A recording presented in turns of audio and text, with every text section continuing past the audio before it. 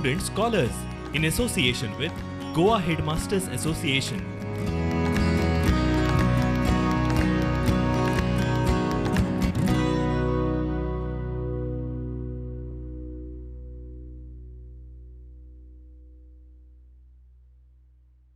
नमस्कार, कैसे हैं आप सब? आशा करती हूँ ठीक होंगे। ठीक है? हाँ, आप सबके लिए आज मैं कुछ चीज़ें लाई हूँ जिनसे आजकल आप बहुत ही परिचित है। मुझे अलग से आपको दिखाने की ज़रूरत नहीं है, बताने की ज़रूरत नहीं है। हाँ, ये चीज़ें कह सकते हैं हम लोग कि आजकल हमारे जीवन का एक अंश या फिर भाग बहुत ज़रूरी बन गई है, जिनके बिना हमारा जीवन ऐसा लग रहा है कि अब चलना या निकलना कठिन होगा। ठीक है? बता सकते हैं यह क्या है? हाँ, एकदम सही। ठीक है, तो यह क्या है? हैंड वॉश, यानी जिसे हम क्या कहते हैं? हाथ में लगाने वाला साबुन। हाँ, जिससे हम क्या करेंगे? क्या करने वाले हैं? हाँ, हाथ साफ करते हैं। ठीक है, और बार बार हाथ साफ करना बहुत ही आवश्यक है, जो कि हम अच्छी तरह से आजकल जानते हैं। दूसरा है हमारे पास, हाँ एकदम सही, क्या है यह? सैनिटाइज़र है। हाँ, तो इसका भी हम उसी प्रकार से हाथ साफ करने के लिए इस्तेमाल करते हैं। और जितना हो सके हमें क्या करना है? हमारे हाथों को साफ रखना है और प्रयास करना है कि हमारे हाथ इस प्रकार से हमारे मुंह तक ना पहुँचे। हाँ, और उसके लिए हमें क्या करना है? इसका इस्तेमाल करना है। और यह क्या है? यह है, हाँ एकदम सही, यह क्या, इसे क्या कहते हैं हम लोग? मास्क। तो ये तीन चीज़ें खास करके आजकल हमारे जीवन का एक महत्वपूर्ण भाग बन चुकी है, जिन्हें हमें क्या करना है? अपने साथ ही रखना है। ठीक है? मास्क पहने बिना घर से बाहर निकलना नहीं है। अब कह सकते हैं या फिर बता सकते हैं इसका कारण क्या है? हाँ, एकदम सही, इसका कारण है जो महामारी फैली हुई है। एकदम सही, और जिसका नाम है, आप देख सकते हैं। हाँ, एकदम सही। ठीक है, बहुत बहुत अच्छा, शाबाश। हाँ, कोविड-19 या फिर कोरोना वायरस, यानी जिसे हम लोग हिंदी भाषा में महामारी कहते हैं। हाँ, जो कि बहुत ज़्यादा मात्रा में सारी दुनिया में, सिर्फ हमारे देश में नहीं, पूरी दुनिया में यह महामारी फैली हुई है। और आजकल जिससे बचने के लिए हम बहुत ज़्यादा प्रयास कर रहे हैं। दवाई तो अब तक नहीं निकली है, लेकिन फिर भी हमें पूरी तरह से विश्वास है और आशा है कि एक ना एक दिन इस महामारी से हम लोग क्या करने वाले हैं? उभरने वाले हैं। और एक ना एक दिन इससे संबंधित जो दवा है, वह औषधि है, वह हमारे पास आने वाली है। ठीक है? और हम इस कोरोना वायरस से या फिर कोविड-19 जिसे कहा जाता है, उससे निकलने वाले हैं। क्यों यह होने वाला है? क्योंकि हमें पूरा विश्वास है और पूरी उम्मीद है, आशा है। याद रखिएगा कि हम लोग, यानी इसी प्रकार से जब हम जीते हैं, जीवन जीने के लिए आवश्यक है एक तो अपने आप पर विश्वास होना, और दूसरा आशावादी होना, तीसरी बात सकारात्मकता हमारे पास होना। ठीक है? और इन्हीं सारी चीज़ों को साथ लेकर पूरी उम्मीद के साथ आगे बढ़ते रहना ही जीवन है। तो यही संदेश देते हुए आज हम एक नई कविता पढ़ने वाले हैं, जिसका नाम है धरे रहो धीरज। ठीक है? हमारी कविता का नाम है धरे रहो धीरज, जिसके कवि है रविंद्रनाथ ठाकुर जी। रविंद्रनाथ ठाकुर, थोड़ा सा नाम का अगर स्पष्टीकरण देना चाहूँगी तो ठाकुर शब्द से अब तक आप अवगत नहीं थे। ठीक है? आप इन्हें रविंद्रनाथ टैगोर के नाम से जानते हैं। ठीक है? लेकिन उनका असली नाम रविंद्रनाथ ठाकुर है, जो कि ठाकुर घराने के थे, और असल में इनका नाम रविंद्रनाथ ठाकुर है। ठीक है? अब उनसे संबंधित थोड़ी सी क्योंकि इनके द्वारा ही रचित यह कविता हम लोग पढ़ रहे हैं, तो कविता पढ़ने से पहले आवश्यक है कि रचनाकार का परिचय जान लेना। तो कलकत्ता में सन 1869 को जन्म हुआ और जिनकी मृत्यु 1941 को हुई। उनका परिवार ठाकुर घराना था, बहुत ही संपन्न परिवार में जन्मे। बांग्ला भाषा के एक श्रेष्ठतम रचनाकार इन्हें कहा जाता है, जिन्होंने कई सारे नाटक, उपन्यास, उन्हें चित्रकार भी कहा जाता है तथा दार्शनिक भी कहा जाता है। इन्होंने 1000 से भी ज़्यादा कविताएं लिखी हैं, 8 उपन्यास इनके बहुत ही प्रचलित हैं। उसी प्रकार से इनके कई सारे कहानी संग्रह भी हैं। रविंद्रनाथ ठाकुर जी से संबंधित अगर अधिक जानकारी लेना चाहेंगे तो यह ऐसे व्यक्ति है जिन्होंने पहली बार भारत को अपनी एक अलग सी पहचान दी और पूरे एशिया में वे पहले व्यक्ति रहे जिन्होंने नोबेल पुरस्कार प्राप्त किया।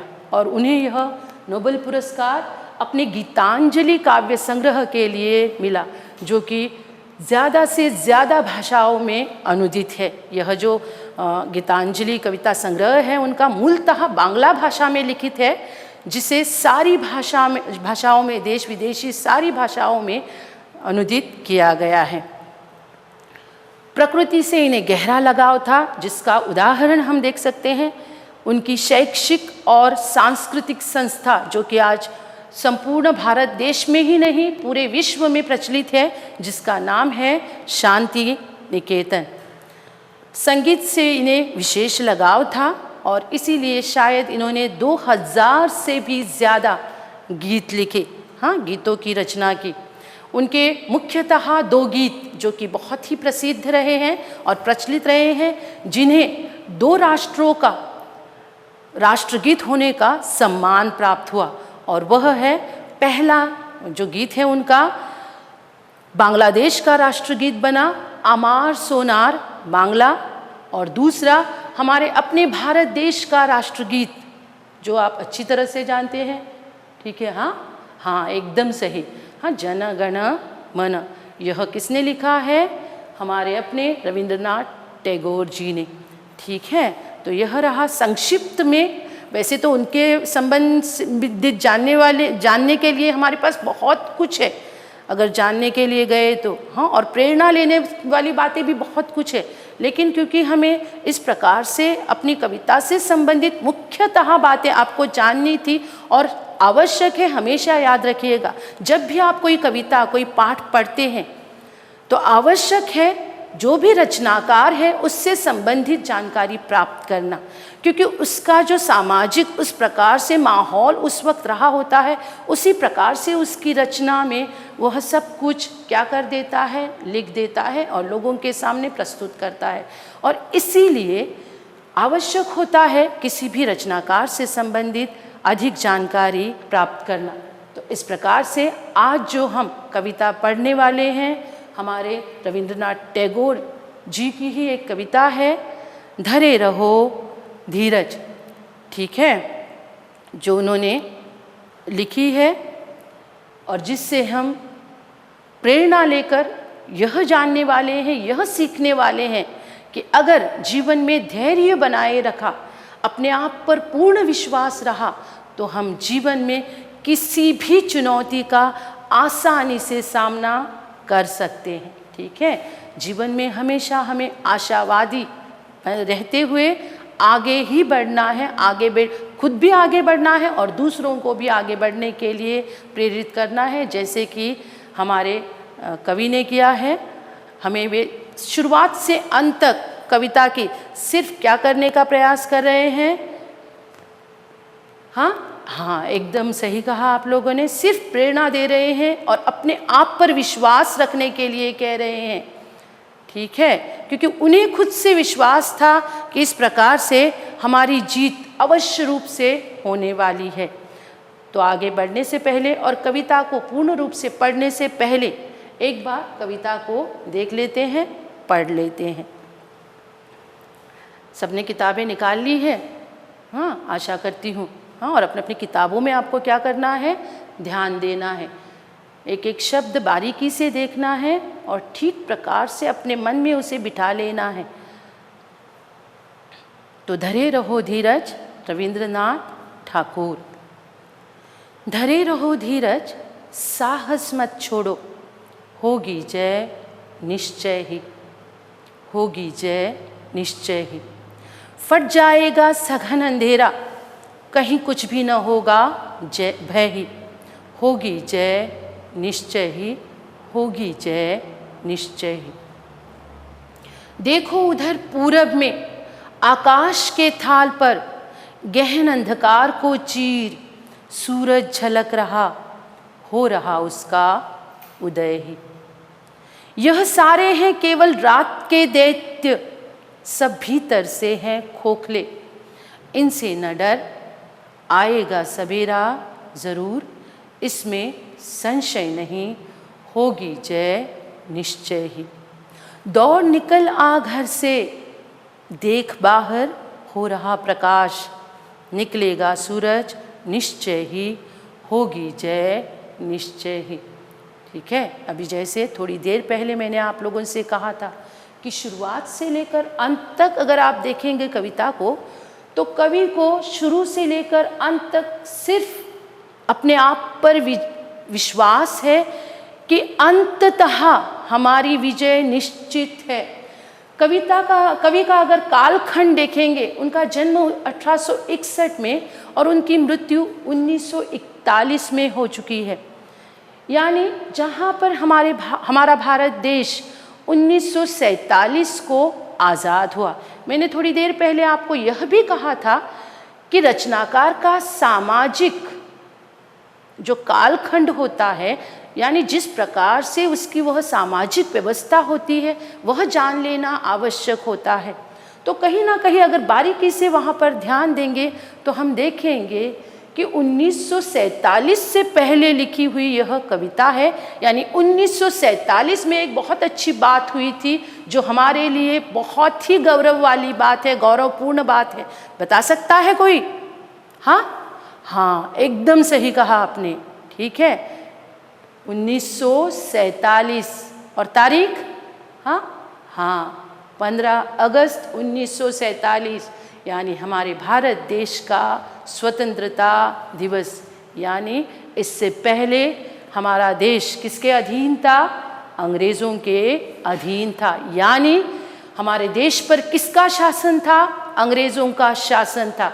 तो शायद रचनाकार को, यानी हमारे कवि को, कवि रविंद्रनाथ ठाकुर जी को पूर्णतः विश्वास था उस वक्त कि हमारा भारत देश अंग्रेज़ों के चंगुल से क्या होने वाला है?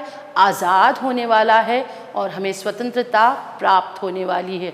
और इसीलिए शायद उसी पार्श्वभूमि में लिखी उस वक्त की यह कविता है, जिसके माध्यम से शुरू से लेकर अंत तक कवि यह हमें बताने का प्रयास कर रहे हैं कि हमारी जीत निश्चित है, यानी हम अवश्य विजय प्राप्त करेंगे। यानी एक ना एक दिन भारत देश, शायद उनका वह सपना उसी प्रकार से, क्योंकि 1941 में उनकी मृत्यु हुई, उस प्रकार से वह देख नहीं पाए, जान नहीं पाए। यानी आज़ादी का वह जो माहौल था, वह शायद उसका वह अनुभव नहीं कर पाए, क्योंकि उसके पहले ही उनकी मृत्यु हो चुकी थी। लेकिन फिर भी सारी जनता को अपने साहित्य के माध्यम से उन्होंने जागृत करने का प्रयास किया, उनमें धैर्य, उनमें साहस बनाने का प्रयास किया और पूरे साहस के साथ लोगों को उन्होंने लड़ने की चेतना दी।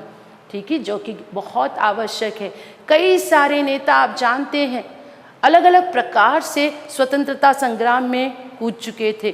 तो उसी प्रकार से रविंद्रनाथ ठाकुर जी ने भी अपनी लेखनी के माध्यम से इस स्वतंत्रता संग्राम में शायद पूरी तरह से भाग लिया था। आपको शायद पता होगा या नहीं, ठीक प्रकार से मुझे मालूम नहीं, लेकिन फिर भी आप लोगों को बताना चाहूँगी कि रविंद्रनाथ ठाकुर जी से संबंधित एक बात जो है, उन्हें अंग्रेज़ सरकार द्वारा एक क्राउन मिला था। ठीक है, जिनका उन्होंने सिर्फ इस बात के लिए त्याग किया जब वह जालियनवाला बाग हत्याकांड हुआ, जिसमें कई सारे लोगों की बिना वजह मृत्यु हुई और वो बात उन्हें इतनी खटकी कि इस वजह से उन्होंने वह क्राउन यानी उन्हें जो वह पुरस्कार प्राप्त हुआ था वह उन्होंने वापस कर दिया। उस क्राउन के माध्यम से वह जो पुरस्कार उन्हें दिया गया था उस वक्त, उसके माध्यम से वह अपने नाम के आगे क्या लगा सकते थे? सर की उपाधि लगा सकते थे, ठीक है। लेकिन गुरुदेव रविंद्रनाथ ठाकुर जी ने उन्हें जो वह पुरस्कार प्राप्त हुआ था वह वापस किया। उसी प्रकार से और एक उनकी बात बहुत ही प्रचलित है, वे ठाकुर घराने के थे, इसलिए उनके पास सारी सुविधाएं थी, ठीक है। उनके पिता चाहते थे कि वे बैरिस्टर बने और इसलिए उन्हें विदेश भेजा गया था, लेकिन किसी कारणवश यानी उनका इसी प्रकार से अपने देश में ही और देश की भाषा में यहीं पर इसी गंध में उनका पूरी तरह से विश्वास था, मन रमा हुआ था, इसीलिए वह बिना बैरिस्टर की उपाधि लिए विदेश से भारत देश लौट आए, ठीक है।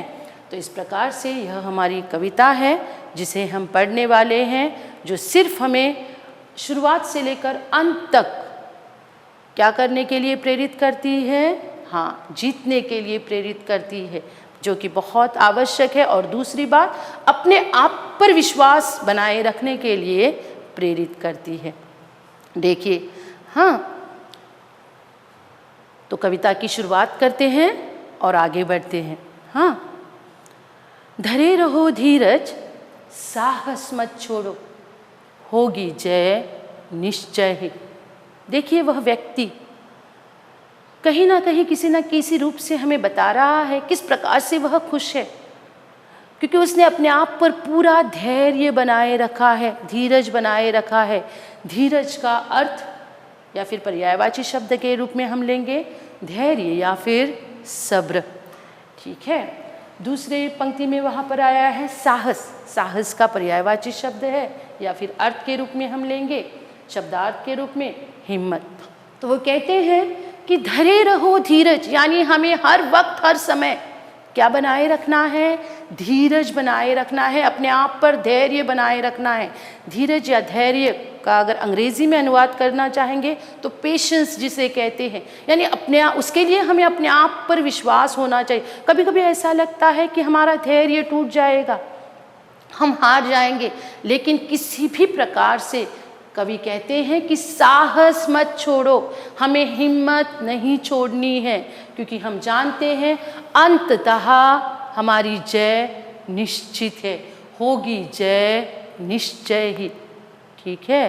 अगर इसे कोविड-19 यह जो बीमारी है या फिर कोरोना वायरस यह जो महामारी है उससे संबंधित अगर आज के दृष्टिकोण में लेंगे तो सिर्फ हमें धैर्य बनाए रखना है। हम जानते हैं, सारी दुनिया जानती है, थोड़ा सा मुश्किल हो रहा है, थोड़ा सा कठिन हो रहा है, कई सारे लोगों की मौत यहाँ पर हो रही है, लेकिन फिर भी क्योंकि हमारे पास धीरज है, हम अभी तक धैर्य बनाए हुए हैं और हमने साहस अभी तक नहीं छोड़ा है, इसलिए हमें पूर्णतः विश्वास है कि एक न एक दिन क्या होने वाला है, इससे संबंधित जो औषधि है या फिर दवा है वह एक न एक दिन निकल कर ज़रूर आएगी और इस महामारी को हम मात दे पाएंगे। उसी प्रकार से अगर हम व्यक्तिगत तौर पर देखने जाए तो हमारे जीवन में हर एक के जीवन, आप सबके जीवन में अलग अलग परेशानियां होंगी, अलग अलग दुख होंगे, आप अलग अलग दर्दों से गुजरते होंगे, लेकिन क्या करना है? उन पर आपको उन सारी चीज़ों को यानी उन सारे दुखों को, दर्द को आपको क्या करना होगा? निराशाओं को आपके जीवन से आपको मिटाना होगा, दूर करना होगा। लेकिन यह कब होगा? जब आपका अपने आप पर धीरज होगा, धैर्य होगा, जब आप साहस बनाए रखेंगे तभी यह मुमकिन होगा। और अगर रचनाकार का यानी कवि का, गुरुदेव रविंद्रनाथ ठाकुर जी का कालखंड देखेंगे और उनके दृष्टिकोण से देखेंगे तो शायद वह यहाँ पर सिर्फ यह कहना चाहते थे लोगों से कि धैर्य बनाए रखिए, एक न एक दिन हमारा देश आज़ाद ज़रूर होगा, अंग्रेज़ों के अत्याचारों से हम अवश्य आज़ाद हो पाएंगे, ठीक है। तो इस प्रकार से यह हमारी पहली कुछ पंक्तियाँ हैं जिनके माध्यम से हम सिर्फ यही पढ़ते हैं कि किस प्रकार से हमें साहस नहीं छोड़ना है, धैर्य बनाए रखना है, क्योंकि हमारी जीत निश्चित है, ठीक है। आगे बढ़ते हैं। फट जाएगा सघन अंधेरा, कहीं कुछ भी न होगा भय ही, होगी जय निश्चय ही। आप देख सकते हैं पूरे चित्र में, ठीक है, मुझे बताने की भी आवश्यकता नहीं है। रोज रात को हम लोग सोते हैं जहाँ पर सघन यानी एकदम ज़्यादा बहुत घना क्या रहता है, अंधेरा रहता है, जहाँ पर आप मिडनाइट जिसे आप कहते हैं, पूरा सन्नाटा छाए रहता है। उसी प्रकार से हमारे जीवन में कई कबार थोड़े जो दुख रहते हैं, थोड़ी जो परेशानियाँ रहती है, इतनी हावी हो जाती है हम पर, ऐसा लगता है कि हम क्या हो जाएंगे, टूट जाएंगे, बिखर जाएंगे। लेकिन याद रखिएगा ऐसा नहीं होता। वही यहाँ पर आगे कवि हमें बताना चाहते हैं, फट जाएगा सघन अंधेरा, सघन यानी घना यानी बहुत डार्क, ठीक है, फट जाएगा सघन अंधेरा यानी अंधेरी वाली जो रात है, यानी या फिर बहुत ज़्यादा जो परेशानियाँ आपके जीवन में हैं वह क्या हो जाएंगी, चली जाएंगी, कहीं कुछ भी न होगा भय ही। भय का पर्यायवाची शब्द अगर लेंगे हम तो डर। तो हमारे जीवन में इस प्रकार से यह जो अंधेरा है वह चला जाएगा। इसका अर्थ है कि कहीं कुछ भी न होगा भय ही, हमारे जीवन में भय का कोई नामो निशान नहीं रहेगा, ठीक है, क्योंकि निश्चित है कि अगर अंधेरा चला जाएगा यानी इसका दूसरा अर्थ है कि हमारे जीवन में क्या आने वाला है, प्रकाश आने वाला है, ठीक है। तो होगी जय निश्चय ही। तो यहाँ पर वे कहना चाहते हैं कि दुख दर्द हमारे जीवन में हैं वह नष्ट हो जाएंगे, संकट जीवन से चले जाएंगे, भय हमारे मन से नष्ट हो जाएगा और निश्चित रूप से हमारी जीत होगी। तो यह महामारी एक न एक दिन अवश्य खत्म हो जाएगी, ठीक है, और इसे हम मात दे पाएंगे। मात देना यानी हरा देना, यानी हम इसके सामने क्या हो जाएंगे, जीत जाएंगे, और हमारे सामने यह जो महामारी है वह क्या हो जाएगी, हार जाएगी। और शायद उस वक्त का भी अगर कालखंड, उस वक्त का भी अगर इस प्रकार से संदर्भ लेना चाहेंगे तो हम कहेंगे कि पूर्णतः कवि बार बार सिर्फ आशावादी हो रहे हैं और लोगों को प्रेरित कर रहे हैं, लोगों में चेतना भर रहे हैं कि हाँ, धैर्य बनाए रखना है और इस प्रकार से एक न एक दिन उनके ऊपर जो अत्याचार हो रहे हैं वह दूर हो जाएंगे, ठीक है। यहाँ तक आशा करती हूँ सब कुछ आपकी ठीक प्रकार से समझ में आया होगा। जैसा कि मैंने अभी थोड़ी देर पहले आपको बताया था, देखिए यहाँ पर पूरा अंधकार है, ठीक है, चारों ओर सन्नाटा है, यानी सिर्फ दुख और दर्द है। लेकिन क्योंकि कवि को विश्वास है कि यह सन्नाटा, यह जो पूरा अंधेरा है, सघन अंधेरा है, वह मिटने वाला है, तो उस प्रकार से यहाँ पर आप देख सकते हैं कि क्या हो रहा है, उजाला हो रहा है, यानी प्रकाश हो रहा है। हाँ, यानी इसका अर्थ है कि नया सवेरा, यानी दूसरी भाषा में आप कह सकते हैं, आप सबको पता है, हम सबको पता है कि रात के बाद ही क्या आता है, नया सवेरा आता है। यानी हर दिन एक नया सूरज आता है जो हम में एक नई चेतना, एक नई प्रेरणा भर देता है। अपनी किरणों के साथ हमें एक नया और अलग ही संदेश देता है कि रात जा चुकी है।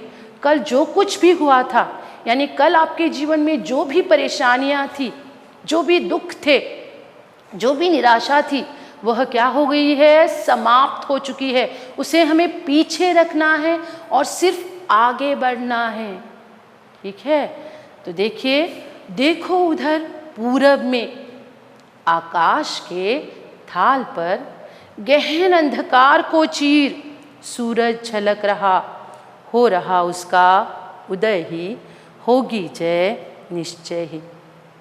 तो वो किस दिशा की ओर देखने के लिए कह रहे हैं, पूरब दिशा की ओर, जो कि हमें पता है क्या होता है, हाँ क्या होता है, एकदम सही, पूरब दिशा से ही क्या कौन निकलता है, सूरज निकलता है, ठीक है। अगर सूरज शब्द के लिए पर्यायवाची शब्द देना चाहेंगे तो हाँ, सूर्य, बहुत सुंदर। तो आकाश के थाल पर, तो देखो उधर पूरब दिशा में आकाश के थाल पर। तो आकाश को क्या कहा गया है? थाल कहा गया है। अब थाल यानी बड़ी सी थाली जिसमें हम क्या करते हैं? खाना परोसते हैं या फिर खाना खाते हैं। तो आकाश को भी क्या कहा गया है? थाल कहा गया है, क्योंकि वह चारों ओर फैला हुआ है।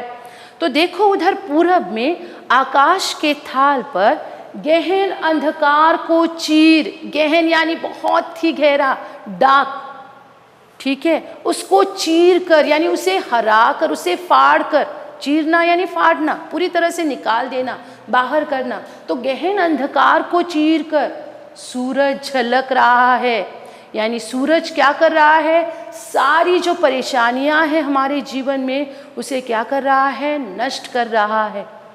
यहाँ पर सिर्फ सूरज का उदाहरण लिया है, उदाहरण के रूप में सूरज लिया गया है, लेकिन उसी प्रकार से जो दुख हमारे जीवन में है वह जाने वाला है, क्योंकि हमें पता है हमारे जीवन में क्या आने वाला है? सुख। ठीक है, तो दुख और सुख कहते हैं कि एक ही सिक्के के दो अलग अलग पहलू होते हैं और दोनों का हमारे जीवन में होना बहुत ही आवश्यक है, क्योंकि सुख के बाद ही दुख की पहचान होती है और दुख के बाद ही सुख की पहचान होती है, और दोनों का महत्व जानना बहुत ही आवश्यक है। क्योंकि आज शायद हम संपन्न हैं या फिर हमारे पास सारी सुविधाएं हैं, शायद कल ऐसा भी दिन आ सकता है जब हमारे पास कुछ ना हो या फिर हमें कई सारी कठिनाइयों का सामना करना पड़े। तो इस प्रकार से उस वक्त क्या करना है, यह हमें कौन सिखाता है? यह हमें वही दुख सिखाता है जिससे हम क्या करते हैं? हर बार उभरते हैं, निखरते हैं। ठीक है, कहते हैं सोना जितना तपता है उतना ही निखर कर आता है, यानी उसकी चमक उतनी ही ज़्यादा बढ़ती है। समझ रहे हैं? यानी उसी प्रकार से हम भी जितने ज़्यादा दुखों से घिरे रहते हैं उतने ही ज़्यादा अच्छी तरह से जीवन जीने में या फिर जीवन को आगे आने वाली चुनौतियों का सामना करने में साहस और तत्पर बनते हैं, जो कि बहुत आवश्यक है। ठीक है, किसी भी कठिन परिस्थिति का सामना करने के लिए शायद हमें कौन सिखाता है? वही अंधेरा सिखाता है। ठीक है, जो हमारे जीवन में होता है वही अंधेरा, क्योंकि यह अंधेरा बार बार हमें बताता है कि इस अंधेरे के बाद ही हमारे जीवन में क्या आने वाली है, जो परेशानियां हैं वह दूर होने वाली है और कुछ अच्छी बातें हमारे जीवन में घटने वाली है या फिर आने वाली है। यानी उस दुख के बाद ही हमारे जीवन में क्या आने वाला है? सुख आने वाला है। ठीक है, तो गहन अंधकार को चीर सूरज झलक रहा, यानी सूरज आ रहा है नई किरणों के साथ, नई रोशनी के साथ, जो हमें बता रहा है कि हमारे जीवन से जो सारे दुख थे, सारी जो परेशानियां थी, सारे जो दर्द थे वह क्या हो चुके हैं? जा चुके हैं, और हमारे जीवन में अभी सिर्फ क्या आने वाला है? सुख आने वाला है। ठीक है, बहुत सारी अच्छी बातें आने वाली है। हो रहा उसका उदय ही, होगी जय निश्चय ही। उदय आप जानते हैं, सनराइज जिसे हम कहते हैं, तो उसका उदय होना जिस प्रकार से तय है, निश्चित है, उसी प्रकार से हमारी जीत भी निश्चित है।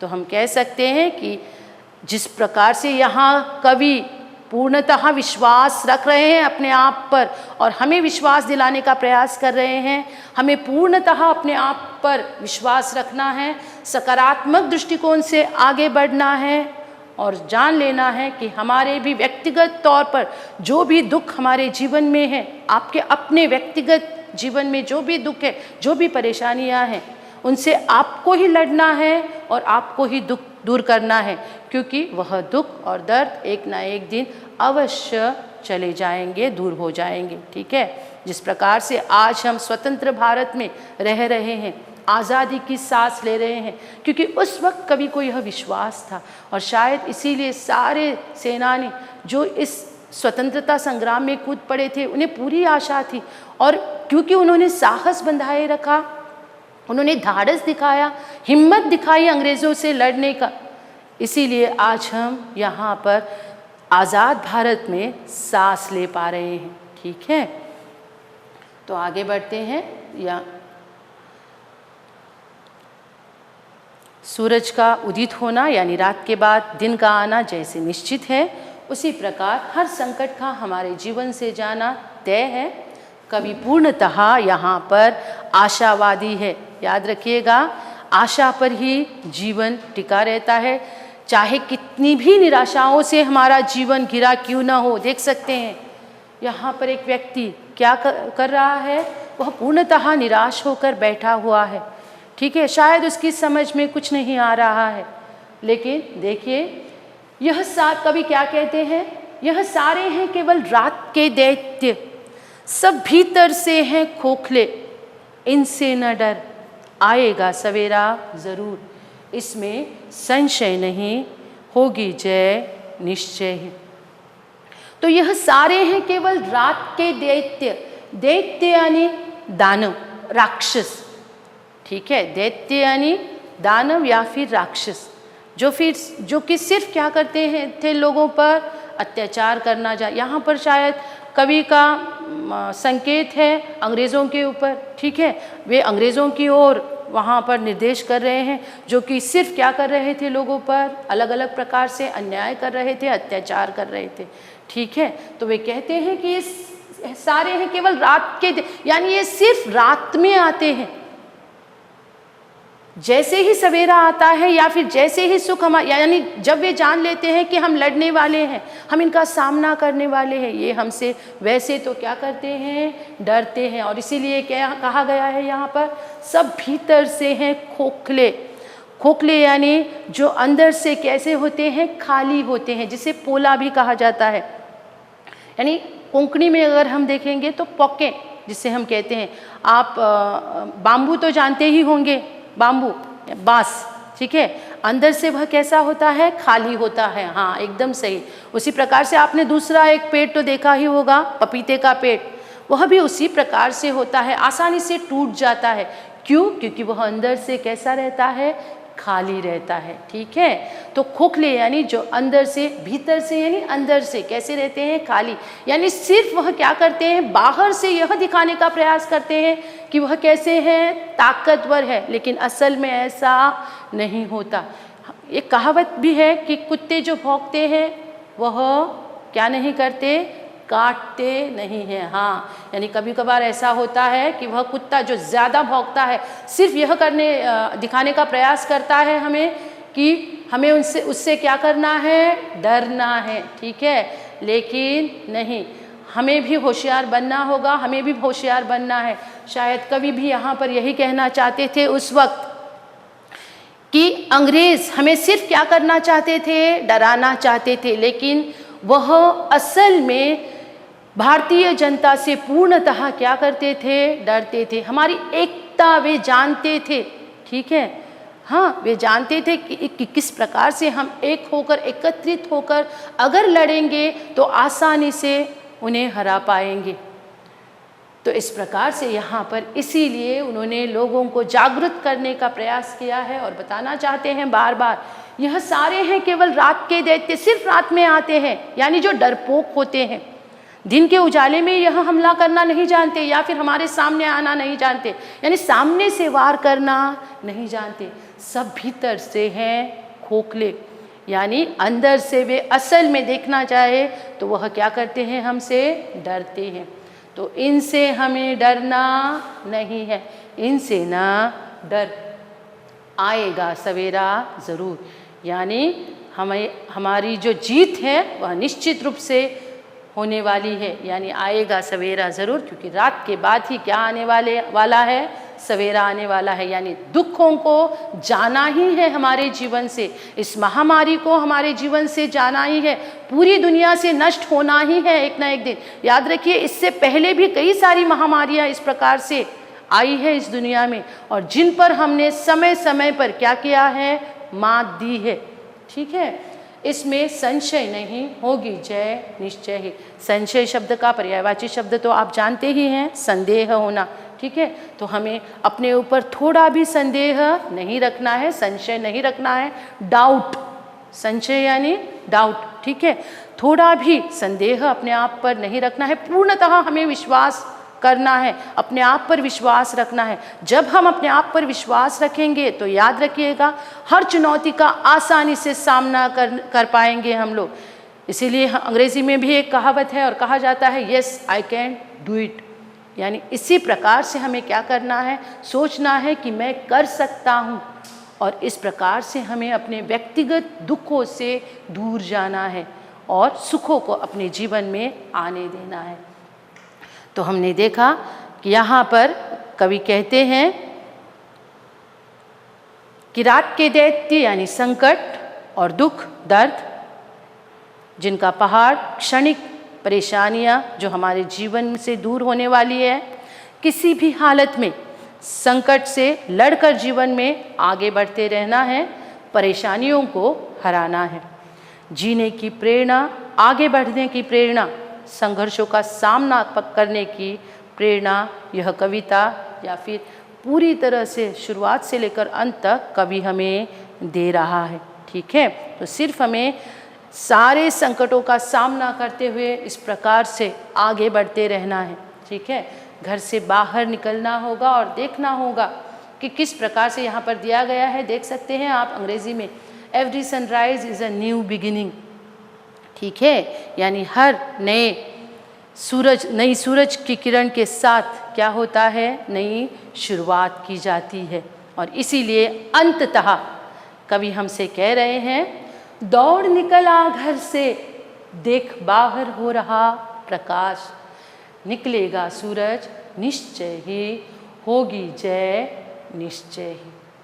क्या करने के लिए कह रहे हैं, दौड़ निकल आ घर से, यानी कहीं ना कहीं कभी हमें कह रहे हैं कि हमें अपने व्यक्तिगत दुखों से बाहर निकलना होगा।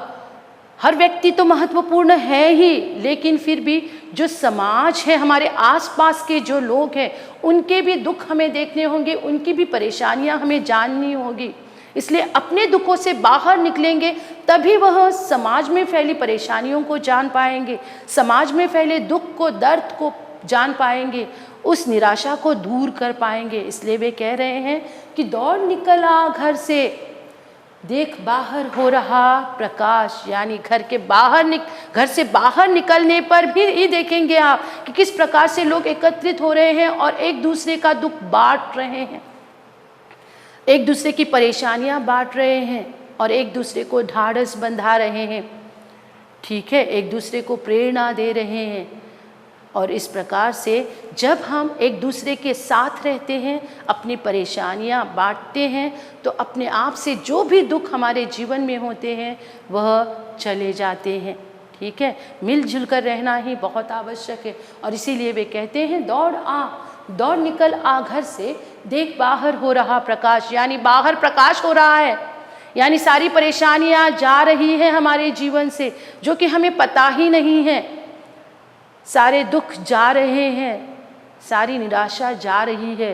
कहीं ना कहीं वहाँ पर अगर उस कालखंड को देखेंगे तो शायद कवि कह रहे हैं कि हमारी जो आज़ादी है, स्वतंत्रता है, वह बहुत ही नज़दीक है। क्योंकि धीरे धीरे अंग्रेज़ हमसे क्या करने लगी है, डरने लगी है। हमारी ताकत की उन्हें पहचान हो चुकी है, हमसे वह डरने लगे हैं। ठीक है, और वह जानने लगे हैं कि हम जीतने वाले हैं। और इसलिए वे कह रहे हैं, देख बाहर हो रहा प्रकाश, यानी यह महामारी, अगर इस महामारी के संदर्भ में अगर देखेंगे तो जानेंगे अभी कितने महीनों से इस महामारी से हम लड़ रहे। शुरुआत में हमें कितना डर लगता था, हम बाहर निकलने से झिझकते थे, हिचकते थे, लेकिन आज पूरे ढाढ़स के साथ, हिम्मत के साथ क्या करते हैं, काम पर जाते हैं। ठीक है, जो भी ज़रूरी साधन है, जो भी ज़रूरी चीज़ें हैं, जो कि हमारे लिए आवश्यक है, उन्हें लाने का प्रयास करते हैं, क्योंकि चाहिए जीवन जीना ही है, तो इस प्रकार से हमें बाहर निकलना ही पड़ता है। तो आज लोगों को इस महामारी की भी आदत हो गई है। हमने जान लिया है कि किस प्रकार से इससे दूर रहना है। हम जानते हैं बार बार हमें क्या करना है, अपने हाथ धोने हैं, मुंह पर हाथ नहीं लगाने हैं, मास्क पहनकर ही बाहर जाना है, जितना ज़्यादा हो सके सैनिटाइज़र का इस्तेमाल करना है, एक दूसरे से हाथ नहीं मिलाने हैं। ठीक है, सामाजिक दूरी यानी सोशल डिस्टेंसिंग जिसे हम कहते हैं, सामाजिक दूरी बनाए रखनी है। अगर इन सारी चीज़ों का अगर हम ख्याल रखते हैं, ध्यान रखते हैं, तो यह महामारी अवश्य ही एक ना एक दिन अपने आप से हार जाएगी और हमारे जीवन से चली जाएगी। तो उसी प्रकार से जो भी दुख है, दर्द है हमारे जीवन में, वे एक ना एक दिन चले जाएंगे। हाँ, तो निकलेगा सूरज निश्चय ही, यानी जिस प्रकार से सूरज का निकलना निश्चित है, क्योंकि रात के बाद दिन का आना तो निश्चित ही है, ठीक है। रात रुक नहीं सकती, क्योंकि सूरज अपनी पूरी ऊर्जा के साथ निकल ही आता है। और सूरज का निकलना, क्योंकि अगर इस धरती पर जीवन आवश्यक है, जीवन चाहिए, तो सूरज का निकलना तो आवश्यक ही है, ठीक है, ज़रूर होना ही है। तो अगर वह तय है तो इसका दूसरा अर्थ है, विपरीत अर्थ अगर हम लेना चाहेंगे तो उसका दूसरा अर्थ है कि जो सारा अंधकार हमारे जीवन में है वह चला जाएगा। क्योंकि प्रकाश शब्द का विपरीत शब्द अगर हम लेंगे तो वह है अंधेरा। तो अगर अंधेरे को जाना है, उसका दूसरा अर्थ है प्रकाश को आना ही है। तो निकलेगा सूरज निश्चय ही, होगी जय निश्चय ही, ठीक है। तो प्रकाश शब्द का पर्यायवाची शब्द यहाँ पर मैंने लिया है उजाला। तो व्यक्तिगत दुखों से हमें निकलना है, समाज में फैले दुख को जानना है, दूर करने का प्रयास करना है। सूरज उदित हो रहा है, यानी सूरज का उदय हो रहा है, सूरज निकल रहा है नई रोशनी के साथ, नई किरणों के साथ, जो हमें ऊर्जा, एक नई चेतना भर देता है। यानी हम जीत के पास पहुंच चुके हैं, हारना नहीं है, हमारी विजय निश्चित है। और शायद इसीलिए उस समय कवि को पूरा विश्वास था कि हम जीतने ही वाले हैं किसी भी सूरत में। अगर हमें अपने आप पर विश्वास है तो हम हारेंगे नहीं। उस वक्त कवि को यह विश्वास था, और शायद इसीलिए आज हम पूर्णतः स्वतंत्र रूप से इस स्वतंत्र भारत में क्या ले पा रहे हैं, स्वतंत्रता की सांस ले पा रहे हैं, ठीक है। तो इस प्रकार से यह कविता हमने यहाँ पर पूर्णतः देख ली है। कविता का सारांश फिर एक बार जान लेते हैं। तो पूरी कविता में कवि ने बार बार सिर्फ हमें क्या कहा है कि जीवन में हमेशा आगे बढ़ते रहना है। दूसरी बात, वे बार बार कह रहे हैं कि चुनौतियों का सामना करना ही जीवन है। चुनौतियाँ आती ही रहेंगी जीवन में। चुनौतियाँ यानी अलग अलग परेशानियाँ, तो वो तो जीवन में आनी ही है हर एक के किसी भी सूरत में। तो उन चुनौतियों का हमें सिर्फ क्या करना है, सामना करना है। उसी प्रकार से वे बार बार हमें आशावादी बनने की प्रेरणा देते हैं, क्योंकि जब तक हम आशावाद हैं या आशा हमारे पास है, हम निराशा से हमेशा दूर ही रहेंगे।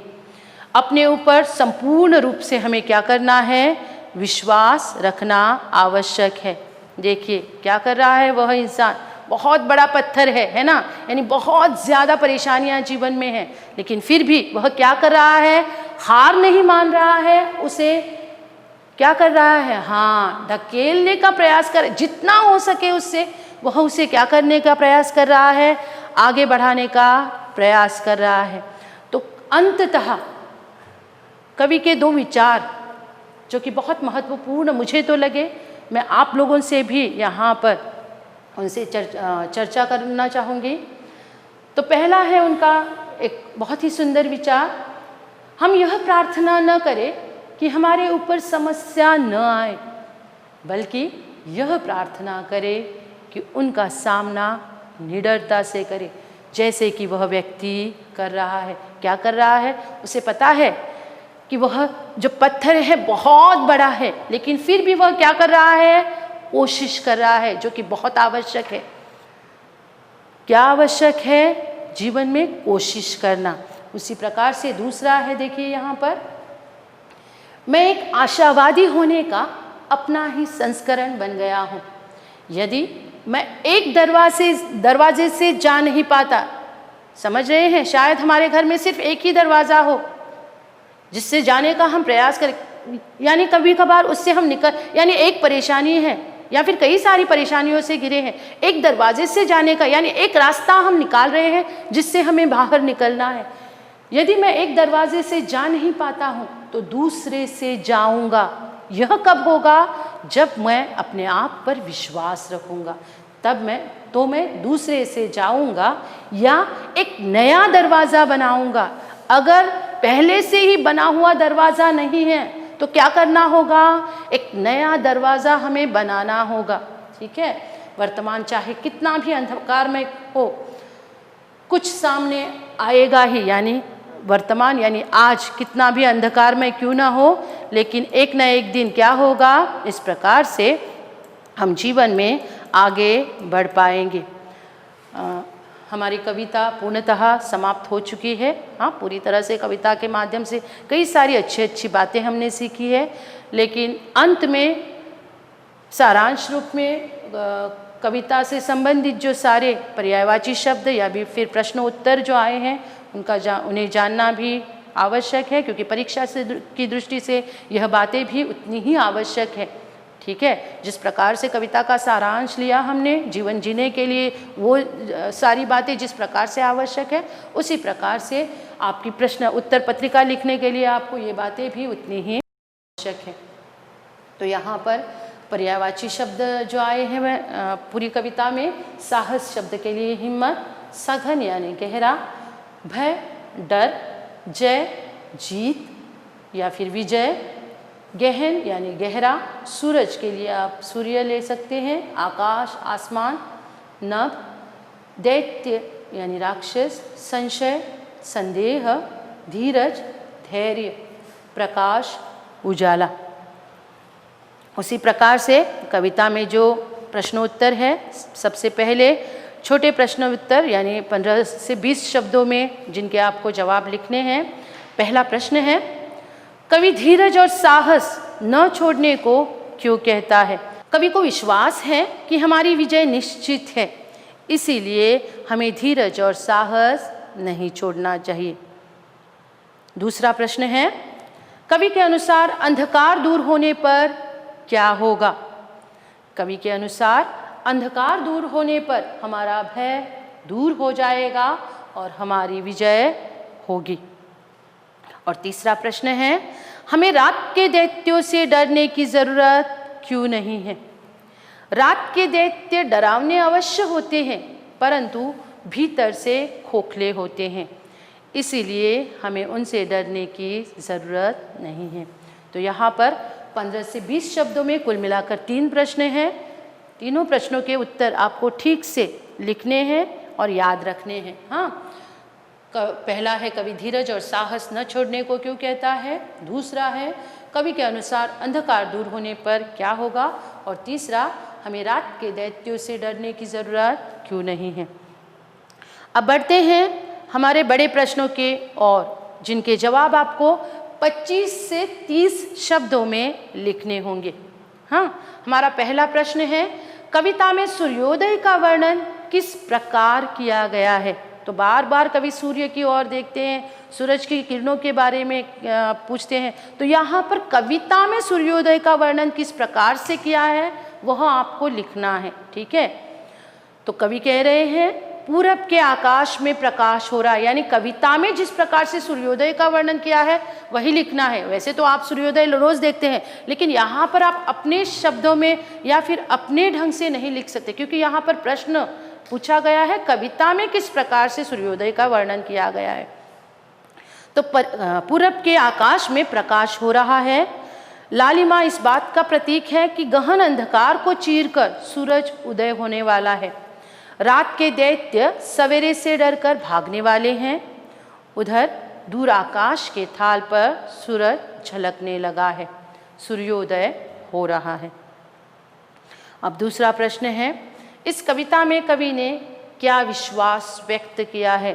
ठीक है, तो हमने देखा है बार बार शुरू से अंत तक कवि सिर्फ अपने आप पर विश्वास रखते हैं, और हमें भी कहते हैं कि हमें भी अपने आप पर क्या रखना है? पूर्णतः विश्वास रखना है। कवि को विश्वास है कि रात का अंधेरा जरूर छटेगा, गहन अंधकार को चीरकर सूर्योदय अवश्य होगा। रात के दैत्य सवेरे के प्रकाश से डरकर भाग जाएंगे। हमें धीरज और साहस नहीं छोड़ना है, क्योंकि अंतिम विजय हमारी ही होगी। तो इस प्रकार से इस कविता में सिर्फ 2 प्रश्न हैं, जो 2 प्रश्न यानी बड़े 2 प्रश्न हैं, जिनके जवाब आपको 25 से 30 शब्दों में लिखने हैं। पहला प्रश्न है, कविता में सूर्योदय का वर्णन किस प्रकार से किया गया है? और दूसरा प्रश्न है, इस कविता में कवि ने क्या विश्वास व्यक्त किया है? तो दोनों प्रश्नों के उत्तर अच्छी तरह से पाठ कीजिएगा और अपने उत्तर पत्रिका में लिख लीजिएगा। तो यह रही हमारी आज की यह कविता धरे रहो धीरज, जिसे आपको अच्छी तरह से पढ़ना है। रचनाकार को नहीं भूलना है, हमारे कवि को, गुरुदेव रविंद्रनाथ ठाकुर जी को, जिनकी यह कविता है, जो खुद भी आशावादी थे और हमें भी आशावादी ही बना रहे हैं और हमें अपने आप पर विश्वास रखने की पूर्णतः विश्वास दे रहे हैं, प्रेरणा दे रहे हैं। और इसी विश्वास के साथ कि आपने भी यह कविता अच्छी तरह से पढ़ ली होगी और आप भी पूरी तरह से अपना जो जीवन है पूर्ण विश्वास के साथ आगे बढ़ते रहेंगे और जीते रहेंगे। हर चुनौतियों का आप पूर्णतः पूरे मन से और विश्वास से सामना करेंगे। इसी आशा के साथ मैं यह अपनी कविता समाप्त कर रही हूँ। धन्यवाद। ठीक है।